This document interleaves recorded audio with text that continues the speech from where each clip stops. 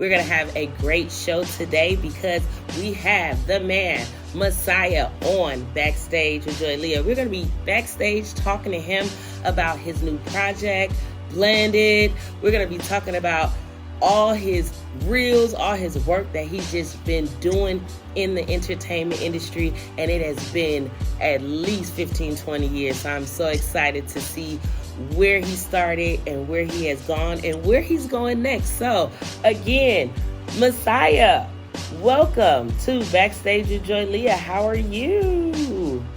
Fantastic, Ms. Lady. Thank you for having me. I appreciate you. Look at you doing your thing, Joileah in this thing, getting it in. I love it.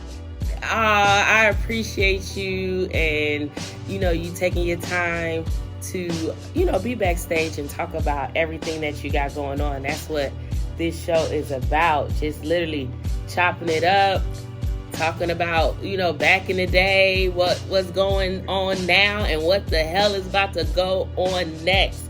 So give us a backstory a little bit about, you and getting into the industry and just all that good stuff. All right, so, I started writing, man, at about 7. I started off me writing short stories, then it evolved into poems and, more extravagant and in-depth short stories, and then news articles, and then sports articles, and then raps, and then just kept going. So then my dream job when I went to high school, when I went to college, I thought I wanted to be a sports writer. And perhaps at some time in my life I still will, maybe when I'm 90 or 100 years old. I go to high school basketball games and report on who had the most points and rebounds. But I realized at Clark Atlanta, man, through some of the electives I was able to take, that I really had an affinity for writing for TV and film. Okay. So, took a couple electives. Dr. E was my professor. Shout out to Dr. E and Ms. McDonald and the whole Myers Comm department. They just really put that bug in me, and I just loved it. So we did a couple short projects, short films, like on campus. We did like 3 short films.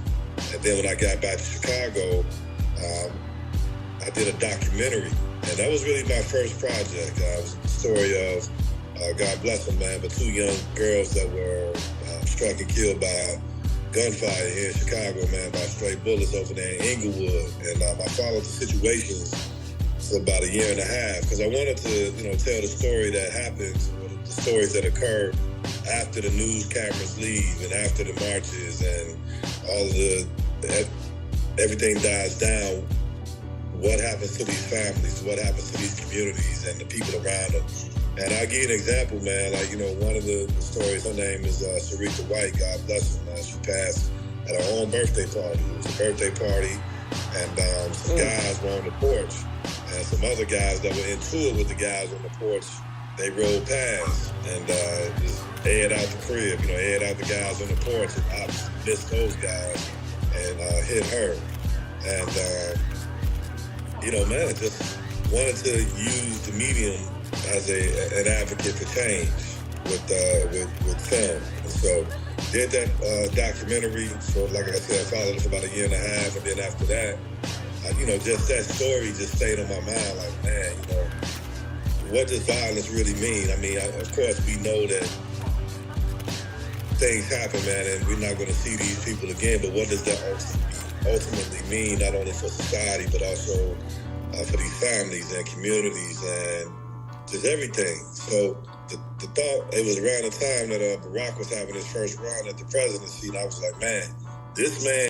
So James III happened, Chicago, man. Shout out to Chicago. They came out.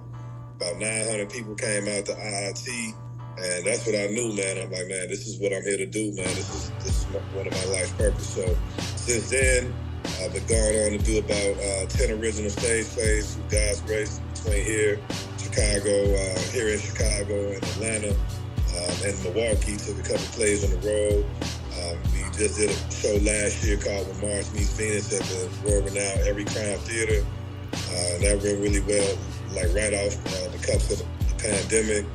And, then transitioning during the pandemic, I was fortunate to write a couple other screenplays. So now I'm looking at 2 feature film screenplays I have ready to go, as well as 2 TV shows that I've written, 2 pilots of TV shows. So just doing my best to just be an overall brand in the media industry, from stage, film, and TV, and everything in between. So, but yeah, that's kind of the long story short of how it all got cracking. Here we are.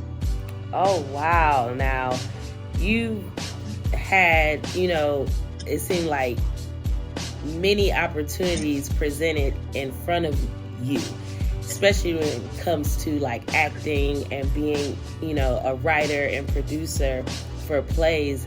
Where did that inspiration, kind of come from? Even though, you've been writing plays and doing stuff since you were 7, where did this come from, where it's like, no, I don't want to do anything else, I want to do this? Yeah, well, for the longest, man, up until honestly recently, I've had like 2, 3, sometimes 4 jobs, you know what I mean? Then Yeah. plays and TV stuff or whatever was, what I could do. I did my best to do it when I could, but I've always had like full-time jobs, whether they would be in. So it started when I was at Clark. I mean, I've always been a hustler, man. I mean, whether if it was shooting dice in the hallways at Broadley, to working a part-time job at MCI, to working full-time in sales, to working at Amazon, working at restaurants, you name it. I done pretty much did it, as far as, keeping the lights on, keeping the bills paid. Because I never wanted to necessarily be, this is no knock on anybody, but I never wanted to be a starving artist. I couldn't. I have family, I got 3 sons that are very active in their lives, and I obviously have myself and my community to take care of.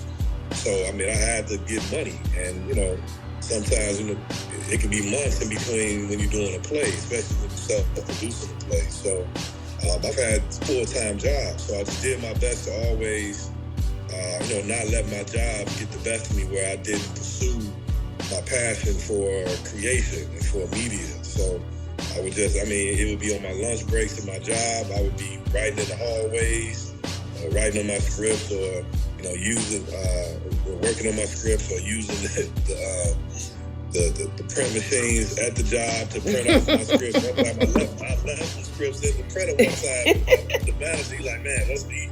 He like, all right, no, this you. Ain't nobody else in the office doing shit like this. So it gotta be your ass. And he ain't firing me, man. He said, hey, man. Look, do you think? You don't plan. Yeah, he was just like, I know you don't plan to be here forever, man. I know you're not gonna retire from this job, but in the meantime, do your best not to be slipping. You know what I'm saying? Not let it happen again. So. Yeah, so I do appreciate it, man. But yeah, so I always had to make money, man, one way or another. And I just was fortunate. I think like Tyler Perry, when he first started, hardly, and this is no disrespect to him, but I think this is the truth about him, that hardly nobody came to the show. He did, like he was losing for the first couple of years. But I think, my experience was a little opposite. Chicago was coming out to all of the shows. We would sell out before showtime with a lot of the shows, and have to add second shows. We would just, I was able to make a nice amount of money off those plays, and I thank God for it, because it helped me survive out here, with 3 boys and taking care of myself. So, but the passion for it really came in wanting to really establish a name for myself and for my craft and for the stories that I was telling. And I knew I had to do that in a very provocative and attention-grabbing way. So a lot of the topics that I would address in the plays and the productions would be things that I knew that people would potentially be interested in, whether it be, whether related to... Nothing can stop me, I'm all the way up.